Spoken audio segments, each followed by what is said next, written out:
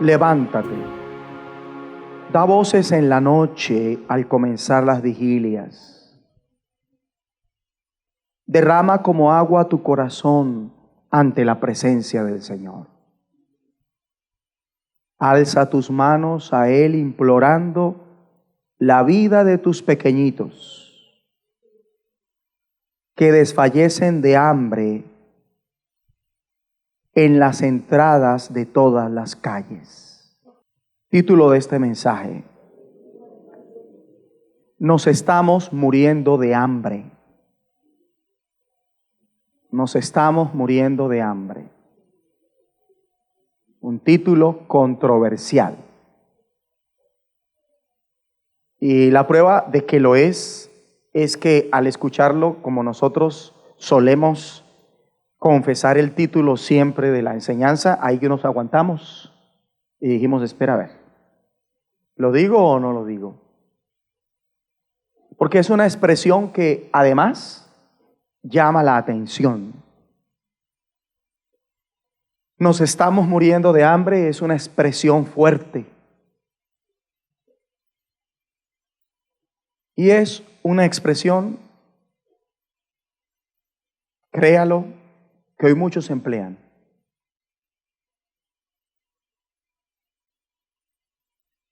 ¿Cuántos están muriendo de hambre? Y para comenzar, quiero decir que esta expresión en algunos es un maldecir.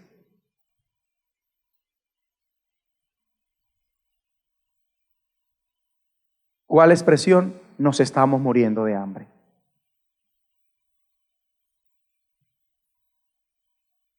En algunos, ¿qué es? Un maldecir. O sea que cuando dicen nos estamos muriendo de hambre, algunos están hablando mal.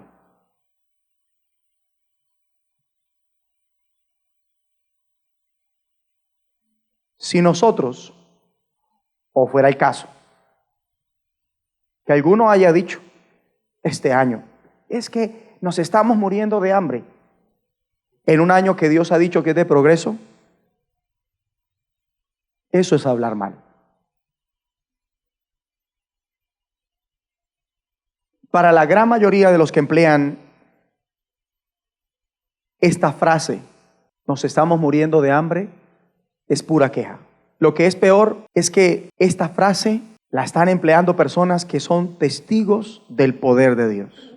Pero como son tan desconfiados, tan renuentes, tan olvidadizos de lo de Dios, obstinados de corazón y ansiosos, hablan este disparate. El pueblo de Israel en el desierto, recién salido de Egipto, gracias a que Dios lo sacó con mano fuerte, con brazo extendido, con grande espanto y con señales y con milagros. Aún así, ese pueblo de aquel entonces pensó mal y habló mal. Erróneamente ellos supusieron que habían sido sacados de Egipto para morir de hambre en el desierto. ¿Pueden ustedes creerlo? Mírenlo por ustedes mismos en Éxodo 16. Así de pie un momento. Leamos ese pasaje de pie. Éxodo 16. Nos estamos muriendo de hambre. Hablan mal algunos cuando lo dicen. Y esos son los que son como este pueblo que vamos a ver a continuación. Éxodo 16, 2. Dice, y toda la congregación de los hijos de Israel murmuró contra Moisés y Aarón en el desierto. Yo veo a este par de ministros, a este dúo pastoral, y me fortalezco en el Señor. Porque no es fácil lidiar con un pueblo que la acoge con sus pastores cuando las cosas no les salen como ellos quieren. Uno de los métodos más comunes que utilizan algunas personas del reino para sentirse con derecho, cuidado con lo que estoy diciendo, para sentirse con derecho a hablar mal, sin ni siquiera pensar que se están metiendo con Dios, donde lo tuvieran presente, no murmurarían contra los que representamos a Dios en esta tierra. No murmurarían contra sus pastores, pero la mayoría no es consciente de eso y piensan que criticar a sus pastores, juzgarlos, es algo entre ellos hacia sus pastores, hacia hombres, y que no pasa nada si murmuran de sus pastores. Es un grave error pensar así. Y resulta que quien hace eso se está metiendo con Dios. Pero desafortunadamente, la mayoría de veces que se murmura contra el pastorado, no se piensa que se está metiendo con Dios. Imagínese donde se pensara que cuando tiene el deseo de murmurar contra sus pastores, va a hurgar el dedo, va a hurgar con su dedo el ojo de Dios. Yo creo que se abstendría. Ninguno de nosotros por deporte le pincharía un ojo a su papá. Sin embargo, pasa cuando falta conciencia respecto a cosas como esta, ya que en las Escrituras aprendemos lo contrario. Y permítame darles un ejemplo con este mismo pueblo. Y vamos a ir a otro suceso que atravesó este mismo pueblo y que está registrado en Números, y es la posición. Vaya ubicándose en Números, deje señalado allí porque no hemos terminado de escudriñar esa parte. Y vaya a Números capítulo 14, porque voy a darles un ejemplo con este mismo pueblo respecto a lo equivocados que estaban al pensar que podían frentear a sus pastores sin que pasara nada, que podían murmurar contra ellos sin que Dios se diera por entendido. Dice en Números 14, versículo 2, dice Números 14, 2, y se quejaron contra Moisés y contra Aarón todos los hijos de Israel. Ay, Señor, fortalece a todos los pastores. Qué situación tan complicada. Y les dijo toda la multitud: ojalá muriéramos en la tierra de Egipto o en este desierto. Ojalá muriéramos. ¿Cuántos piensan como este pueblo? Y culpan, o de alguna manera creen que en parte sus pastores son responsables de la situación que viven.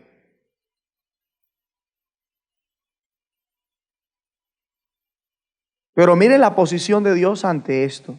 Versículo 11. Y Jehová dijo a Moisés: ¿hasta cuándo me ha de irritar este pueblo? ¿Hasta cuándo no me creerán con todas las señales que he hecho en medio de ellos? ¿Cómo estaba Dios con la murmuración, con la queja del pueblo contra sus pastores? ¿Cómo se encontraba Dios anímicamente? Irritado. ¿Por qué lo irritó? Porque el pueblo no tenía en cuenta que cada vez que se quejaba contra sus pastores, se estaba quejando contra Dios, porque sus pastores lo representaban a él. Y con razón Dios se irritó. Además que, hablando un poquito de este pueblo fue gente que tendió a hacer planes propios. Lo vuelvo a decir, este pueblo tuvo la tendencia a hacer sus propios planes. Es más, ambicionó buscar líderes propios, y en ocasiones se rebelaron abiertamente contra Dios y llegaron a expresar disgusto contra las disposiciones de Dios. Y aceptaban a regañadientes la mayoría de las veces todo lo que Dios les asignaba. Así fue Israel. El pueblo que se quejaba contra sus pastores. Y el problema radicaba en que ellos no sabían confiar en Dios. Y por eso engatillaban su corazón y disparaban con la lengua contra sus pastores, quejándose contra ellos, murmurando contra ellos.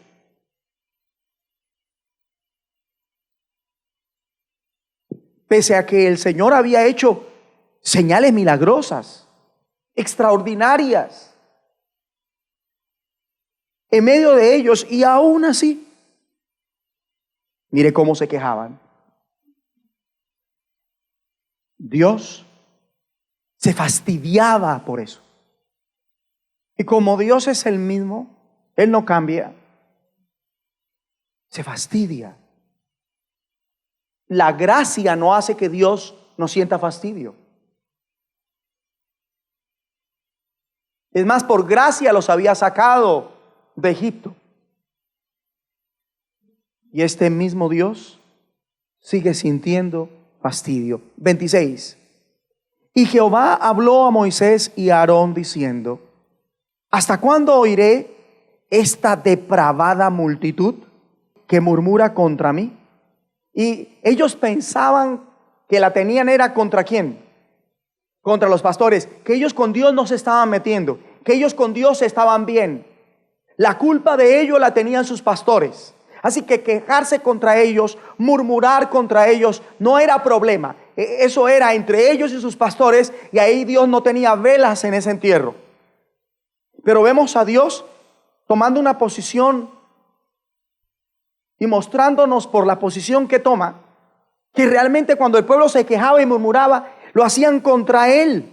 Él dice: ¿hasta cuándo oiré esta depravada multitud que murmura contra mí? Las querellas de los hijos de Israel que de mí se quejan. Mire cómo en un momento una persona se puede volver arbitraria. Dice el versículo 28, diles, vivo yo, dice Jehová, que según habéis hablado a mis oídos, así haré yo con vosotros. ¿Usted sabe lo que es fastidiar al único Dios que lo puede salvar, que lo puede ayudar, que lo puede sustentar? Al único Dios que le puede dar progreso y sentido a nuestra vida.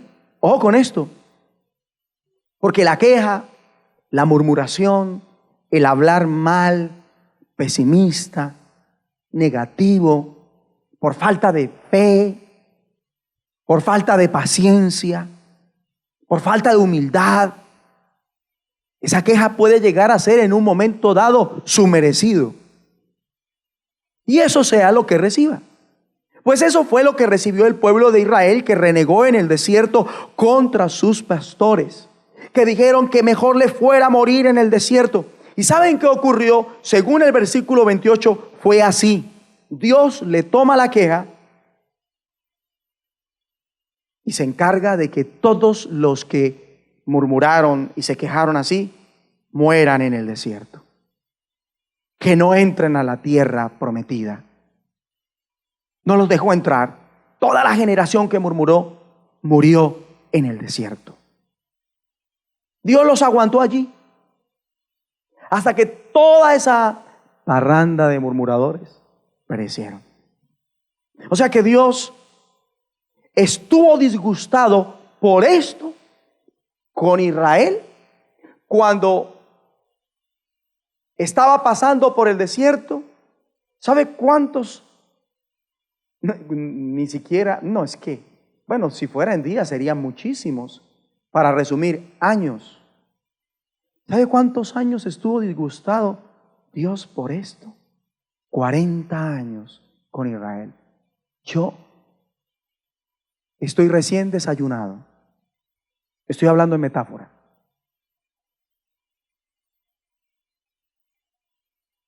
Recién acabo de ver que el Señor puede disgustarse con un pueblo, con una familia, con una denominación, con una congregación, con una persona por años. Por años. Y es que está escrito, ¿y con quiénes estuvo el disgustado 40 años? ¿No fue con los que pecaron, cuyos cuerpos cayeron en el desierto? Hebreos 3:17. Ahí está escrito. Ahora bien, este episodio de los israelitas es empleado por el Espíritu Santo. El episodio que estoy hablando y a colación el pasaje que he traído de Hebreos 3:17 es tomado por el Espíritu Santo para hablarnos a nosotros, a la iglesia redimida con la sangre del Cordero, no al pueblo de los tiempos, no a la Israel de los tiempos de Moisés, sino a la Israel de Dios, a la redimida por la sangre de Cristo. ¿Y sabe para qué toma el Espíritu Santo esta misma situación? Para que no perdamos la entrada en el reino de Dios. Esto es algo y muy controversial, porque no perder la entrada, porque perder la entrada al reino de Dios, ¿qué implica? Perder la salvación. Para que no perdamos tampoco el reposo actual de la fe. Hay gente hoy desesperada, hay gente hoy que lleva un carnaval en su corazón, hay gente hoy que lleva un terremoto en su mente y por eso ni siquiera tienen cabeza para buscar a Dios. Fuera de sí, absorbidos por la consecuencia del pecado, azotados por la misma conciencia, acusados por el mismo diablo, agobiados por los problemas que los parecen ahogar, ya los tienen hasta el cuello.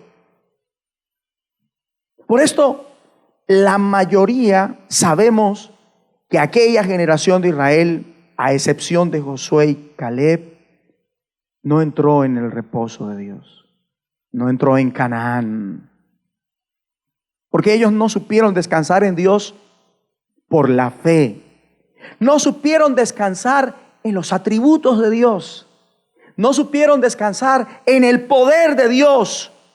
Y como no sabían descansar en ello, se alteraban fácilmente y hablaban mal a la ligera. Es obvio que ellos ni amaban la vida, ni querían ver días buenos. ¿Por qué lo sabemos? Por la manera en que se quejaban, por la manera que murmuraban contra sus pastores, pues terminaron muertos en el desierto. Y solamente Dios dejó de estar disgustado con ellos hasta el día que murió el último de los que murmuró. Y ese día se le pasó el enojo. Y a él se le pasa el enojo y le dice a Josué: ahora sí, tú vas a entrar, la generación después de ellos, a la tierra prometida, a Canaán. 40 años en un desierto. O sea que se puede vivir a duras penas cuando Dios está enojado con su merced. ¿Y cuánto tiempo? Pues eso depende de la murmuración y la queja que haya tenido. Con Israel fueron 40 años. ¿Y no es vida? Quedar radicado en un lugar que no era el lugar para usted en un principio. Ahí no hay vida. Hay incomodidad, dificultad. No es igual. En Éxodo 16, volvamos, lo debe tener ya señalado, le dije que lo tuviera presente. Versículo 3 dice, Éxodo 16, 3 dice, y les decían los hijos de Israel: ojalá hubiéramos muerto por mano de Jehová en la tierra de Egipto. Ustedes piensen en esto, No sé cuántos de ustedes se identifiquen y tengan la humildad para reconocer que ha sido a veces así. Ojalá hubiéramos muerto por mano de Jehová en la tierra de Egipto, cuando nos sentábamos a las ollas de carne, cuando comíamos pan hasta saciarnos. ¿En qué están pensando? ¿En qué están pensando? En la comida. ¿Qué los tiene desesperados? ¿La falta de qué? De comida. Y en esa desesperación se apresuran a hablar como lo estamos viendo. Pues nos habéis sacado. ¿A quién les están haciendo ese reclamo? ¿Contra quién es esa murmuración? Contra sus pastores. Pues nos habéis sacado a este desierto para matar de hambre a toda esta multitud. Mire, luego que Dios hace lo que hace, para sacarlos de la dura servidumbre en Egipto, les pregunto a ustedes, que tenemos, yo pienso que aunque sea un meñique más de cabeza, de cerebro, ¿será que luego que Dios se toma la molestia de sacarlos, los iba a dejar morir de hambre en el desierto? Pero si ve lo que hace la ansiedad. La ansiedad le hace creer que no puede. Y por eso vuelve a reincidir. ¡Ey! Y por eso hace lo que no debe. Y en eso hay que trabajar concienzudamente. El punto es poder asimilar lo que yo estoy diciendo de una y tomarlo a pecho para comenzar a trabajar en la ansiedad y que no lo maneje. Si lo hace, usted va a tener dominio propio y templanza. Freno en la lengua y guarda en la boca. Sus párpados van a mirar lo recto. Sus ojos se van a dirigir hacia lo que está delante. No va a prestar su oído a la voz del mundo y sus deseos, a la voz de la carne y sus pasiones, a la voz del diablo y sus demonios. Ni siquiera va a hacer caso a sus propios deseos, sino que solo se va a enfocar en lo que Dios quiere, porque está bajo dominio, en control. Pero cuando la ansiedad lo domina, la ansiedad es la que manda. Y la ansiedad lo mandó a ellos. Hablen mal, como la ansiedad los manda el día de congregarse para que no se congreguen y vayan a hacer lo que no deben. ¿Verdad? La misma ansiedad los saca. Teniendo un Dios que dice, oye, ven, echa toda tu ansiedad sobre mí. Échala. Pero se difiere en algo de este pueblo que realmente no confiaba en Dios. Así muchos hoy realmente no confían en Dios. Dios los iba a dejar morir de hambre. Obvio que no. Pero ellos pensaron arbitrariamente que sí. De ahí que hablen mal diciendo ante la necesidad. De ahí que hablen a la ligera. Nos vamos a morir de hambre. Voy a decir el título de este mensaje. No lo voy a poner a decir porque muchos lo están pensando para decirle. ¿Cuál es el título de este mensaje? Nos estamos muriendo de hambre. A muchos se les sale esa expresión cuando no devengan lo que quisieran, cuando no tienen la nevera como quisieran. A muchos se les sale esa expresión cuando ve que a la persona no le salen las cosas como quisiera que le salieran a esa persona. Pobrecito, se está muriendo de hambre.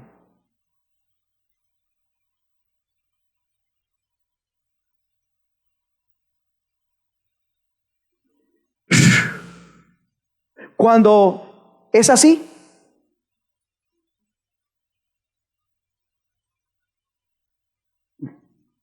está en la enseñanza. No. Cuando se dice por decir, me estoy muriendo de hambre, no es así. Cuando se dice por decir de otro, ay, pobres, se están muriendo de hambre, no es así.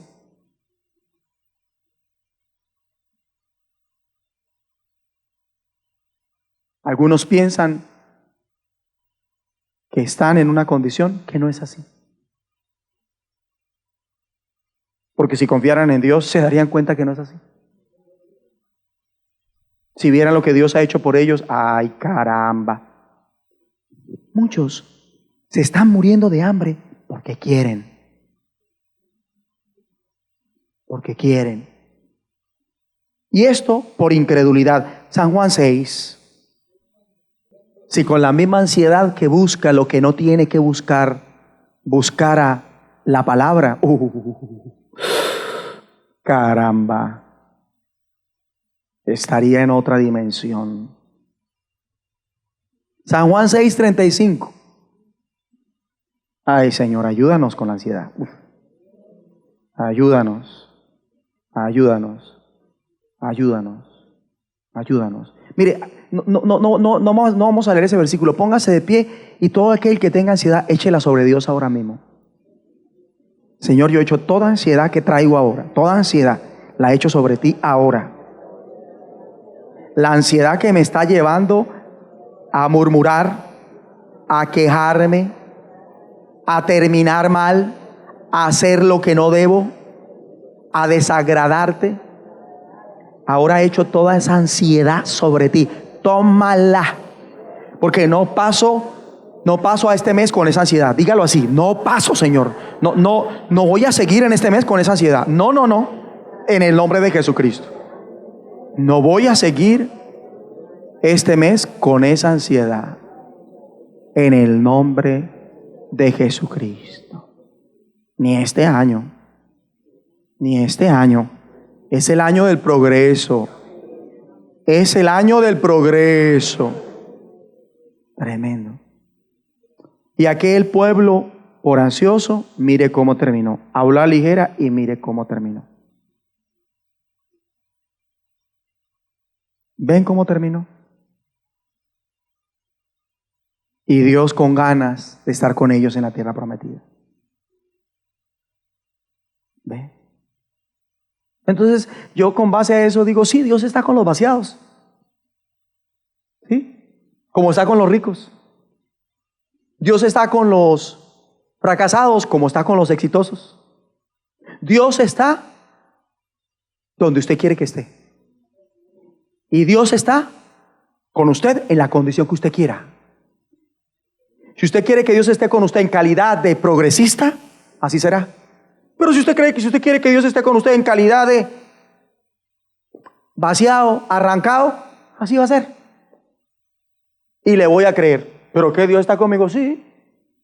Donde Dios le coja la palabra a Moisés cuando le dijo, prefiero quedarme en el desierto si tú no vas conmigo antes que entrar a esa tierra. Yo ahí digo, sí, de verdad, Dios está con uno en donde uno diga. Así de sencillo. Usted es el que decide dónde va a estar Dios con usted. ¿Y qué le va a dar Dios a usted? Pero la mayoría sabe que le estamos pidiendo a Dios cosas que no son tan grandes como Él. Eso es lo que está haciendo la mayoría.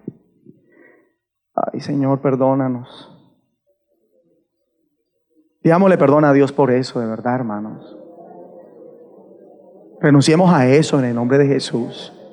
Y vamos a creer por un Dios grande, que hace cosas grandes y que espera que le pidamos cosas grandes. Y vamos a creer que Dios quiere llevarnos de verdad en un progreso eterno para su gloria. Amén. Bueno, les decía que algunos están muriendo de hambre porque quieren. Y esto por incredulidad. Hay tantas razones, Dios me ha dado unas para mencionar, pero una es por incredulidad. San Juan 6:35, Jesús les dijo, yo soy el pan de vida. El que a mí viene nunca tendrá hambre. ¿Está conmigo? Y el que en mí cree no tendrá sed jamás.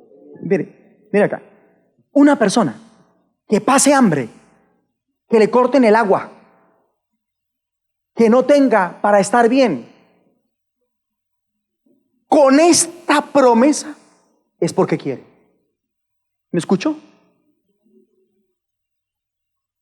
Si está así, es porque quiere. Porque la promesa a mí me dice otra cosa diferente. Pero ¿cuál es el punto? Créala, apropiésela, órela, decláresela al diablo. Ese es el punto. Y ahí es donde, qué pereza. O como dijo el Gomelo, ve,